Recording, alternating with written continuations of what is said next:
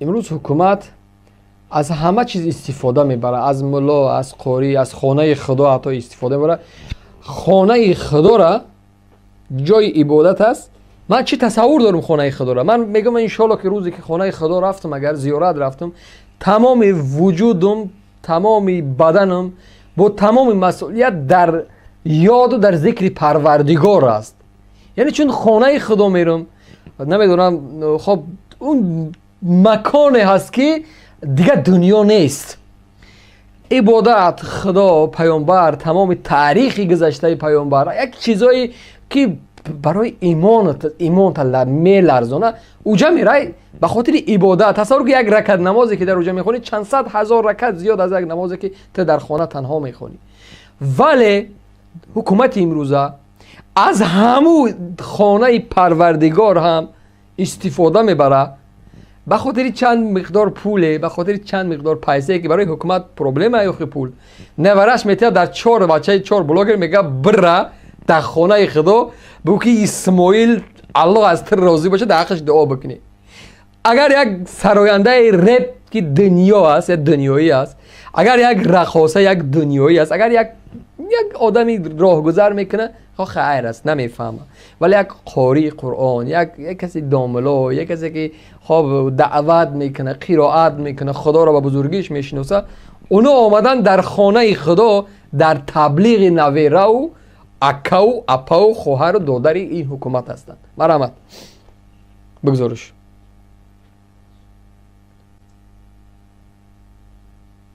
تمام مردم تاجیکستان الحمدلله منت گذاریم برای انسانانی که الحمدلله در تاجیکستان هستند. در حق هر کدومشون دعاگو هستیم، خصوصا برای برادرمون اسماعیلی که یعنی شاید که سال جاجبیه او سال همین وقت ها بود که الحمدلله که ما را روان کرد با همراه بعضی برادرها. الحمدلله که روز هم که اومدیم، یعنی انسان باید شکرگزار نباشه، انسان باید قبلش باید فکر کنه پیشی که گذشته بود امورش ایادش باید نبره. الحمدلله که خدمت کرد، ما را روی کرد. الله سبحانه و تعالی نگهبانش باشه. خداوند از تمام بلاها و آفتهای زمینی و آسمانی خداوند هر مراد و مقصدی داره نصیبش بگردانه. خداوند از تمام بلاها و آفتهای زمینی و آسمانی خدا نگهبانش باشه. بازم خداوند رزق روزی را زیادش نصیبش بگردانه. خداوند فرزندهاش را شکرگزار هستیم و باقی اومدیم. یعنی انسان باید شکرگزار نباشه، انسان باید که ما را روی کرد. الله سبحانه و تعالی اسمانی خدا نگهبانش باشه. بازم خداوند رزق ما حیران همین جوانان هستند. نمیدونم بهترین صورت قرائت قرآن میکنن، فکر میکنی میگی باور هم مرامون دنبال همین برام حضرت داملا مفتی بیا که تعلیم و سبق و اسلام و قرآن با مزامون. وقتی میبینی این حالت ها، این مصیبت ها، این وضعیت وقتی میبینی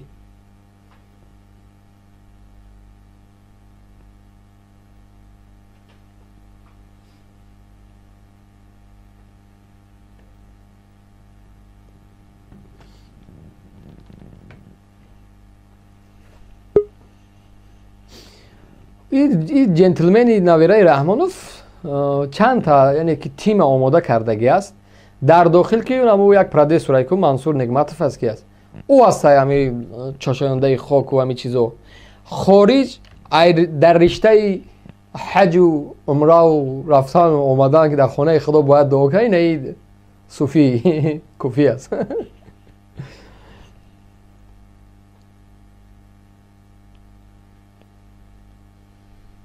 این ای است. ببین حیرانم واقعا. من باز هم احساس میکنم من تصورش نمیتونم که یک روزی که من خانه خدا رفتم، اگر خداوند اگر نصیبی من و نصیب همه این بینندگان ما بکنن انشالله، روزی که رفتم من احساسم دیگر از کلان یعنی که من به همون یک علمی ندارم، اصلا شاید 5 فایز علمی را نداشتم از لحاظ دینی، ولی به همون یک علمی پر از کندگی و غلطیدگی و ریختگیم من گمان میکنم که وقتی من تصور که خانه خدا میرم اصلا یاد و تمام سیر و تمام همون فیصله میکنم بالای عبادت، بالای خداشناسی، بالای گناهام و بگم شاید پاک بگم، شاید اینقدر گناهی کرده باشم کوشش میکنم روز تا بگه سر به سجده دعا کنم که پروردگار مرا ببخشه گناهام. من تا امروز قدر خودت گناه کردم، شاید نمیدونم مال کسی را شاید خورده باشم، ولی اینا میروان رکلامه در حقی خداوند انشالله دعا میکنیم که اما اسماعیل در حقش دعا بلیازی خدا لااقل بگذاره خونه خدا را جای عبادت. صحیفه های یوتیوب تان جای تبلیغ بگیرش اکسه. صحیفه های یوتیوب تان جای تبلیغ، میرن میبین جای تبلیغ، میشینن میخزن جای تبلیغ. خب لااقل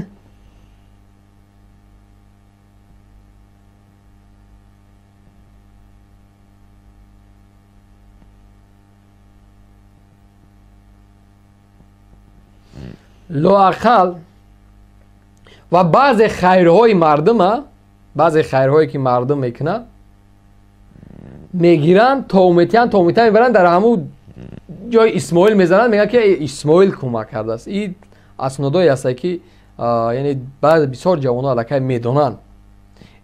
بلیاز خدا من هست یک جوانی به علم، یک جوان، یک برادری خورد شما که شما بزرگوارا لااقل خانه خدا را جای عبادت بمونین. اگر علم دارین، اگر دانش دارین، اگر میشناسین، اگر معلومات دارین، در صفحه های مجازیتان معلومات بتین برای کسایی که نمیدونن. این خانه خدا است. خب این جایی که پیامبر خدا درگذشت، این کوهی که جنگید، این کوهی که پیامبر عبادت میرفت، این فلان جا یک تاریخی گذشته را برای مردم تعلیم بده. ولی میرین در حق اسماعیل که خب بلیاز خدا، ای خدا بشرمینه مردم، شما چیکار کرده ایستاده این؟ همه را بریم دمی شما را بگیریم که اول شما را یک نصیحت و وصیت کنیم، مجبوریم مفتی شیم ده بریم یک 5 سال دیگه در عربستان بخونیم، بریم حق و باطل بدن شما را دیگه مجبوریم که اسناد و ماده و دیگه همو قرآن و حدیث خطی براتون بگم که نکنی نمیکاره. ای بس به خدا قسم من فکر میکنم در دیگر ملت این چیز نیست بجز از ما. عبادت تونه بکنین، عبادت کنین، فرصت دارین، خداوند برای شما نصیب گردانده است، شکر این نعمت ها بکنین، برین عبادت کنین در جای بهترین جای. شاید سال دیگر رفتن میری اسماعیل جلوی تو را نمیگیره، اسماعیل نمیاد در گوری تو دبرت خواب بکنه، همین که منکر و نکیر اومد بکشه ایسنو گو مرا مای تنش میرم نمیگه. ای مردم برین عبادت، خانه خدا جای عبادت است. بهترین زمین بهترین مکان در روی زمین برای شما خداوند نصیب گردانده است. و برین عبادت کنین، سر به سجده بمونین، در حق این ملت دعا کنین، نه اینکه در حق اسماعیل خداوند خواب. اسماعیل از کدام حساب؟ ای حساب منی بیچاره، ای حساب او مهاجری بیچاره، ای حساب او یک مهاجری دیگه مال یک تاجری دیگر را غارت میکنه، او پولی او برای تو خیرات است، صدقات است. ای خدا نمیشرمی؟ تو خودت میدانی که در او کشور چی ظلم است. اینا کسانی هستند که تولید کننده های ظلمن، دوام دهنده های ظلمن. بابای یا ظلم تولید میکنه، فرزندان او بابای یا ظلم پیش میبره، یا همین دمچک ظلم خبیده کشیده هستند، درازش کرده هستند. اینا از همون نسل اینا زن این ملت تجاوز کرد، مرد این ملت کشت، بهترین از زندان کرد. مثل تو علماها و قاریها و حافظا پرند از زندان، وظیفه تو از او دفاع کردن، ولی تو خاموشی. ولی در برابری خواب باشید با همون چاپلوسی باز هم میخواین همون ظلم دوام بتی. ای خدا بترسین، به خدا قسم از خدا بترسین. اونها نسلی هستن که فرضهای الهی را در وطن پایمال کردن. میفهمی؟ اونا از نسلی هستن که پدران و برادران و بابایان و تجاوز در حق این ملت کردن، تجاوز، تحقیر. بهترین علما را به فرمان اینا زندان کردن، بهترین قاری ها را به فرمان همین نسل در زندان خفتن، شهید شدن، کشتن، مردن، رفتن. ولی شما در حق او ظالما دعاگرین. ای خدا باز هم میگم بترس، برسانید رایش که گفتی همو گپا برای اینو که ببینن که شما چی کار کرده ایستاده اید. علم درست استفاده برین. مردم نمیفهمیده کدام پهلوی مسئله در خطی یا بحث کنی، کدام شب بگوی، ایشا بگوی، اوشا بگوی، اوشا بگوی، ایشا بگوی. همین قدر روز تا روز بدبختی و مصیبت زیاد شده سای. من حیران میشم در روز تا روز مصیبت بالای مصیبت. ولی یک کسی دیگه هم هست ولی بس روز تا روز مصیبت بالای مصیبت، ظلم و بدبختی و بدبینی و مصیبت و تحقیر و تجاوز در حق همین ملت روز تا روز زیاد. این نیوک ایشه. مرحمت. ما پرزیدنت جمهوری پرزیدنت زودوی تاجیک اسماعیل جان محمد ظاهر.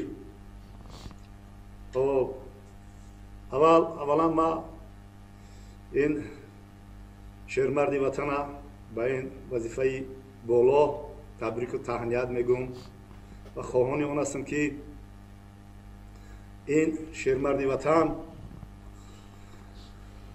فقط حرکت کند که پرچمی دولتی ما را با واسطه شهرمردان وطن، با واسطه بازوها، با واسطه قوه ها این ملت پیر و جوان از چاپلوس شده بلیوزی خدا ایره بیده خیلی اوش یک جوان خواب ایره بین سالش به جای رسیده است. ای خدا نمیشرمن با من همون چیزی که تکرار کردم دوباره منتج قفا میکنم و اینم دخالت داره دیگه تکرارش نمیکنم که در حق همون جوان که نوا گفتم در حق ترام هم گفتم میگم که شما کسایی را اومدین آغوش گرفته استین میبوسین که اونا همه ظلم با طور اتوماتیک از نسل به نسل میزایونن، از وینه به وینه میگذرونن. یا این همیان یک وباین. شما خیلی میلسین و میشورین و میبردارین. فقط تمیخه میگم ای خدا با شرمین از این زیاد هیچی تو نمیگم دیگه.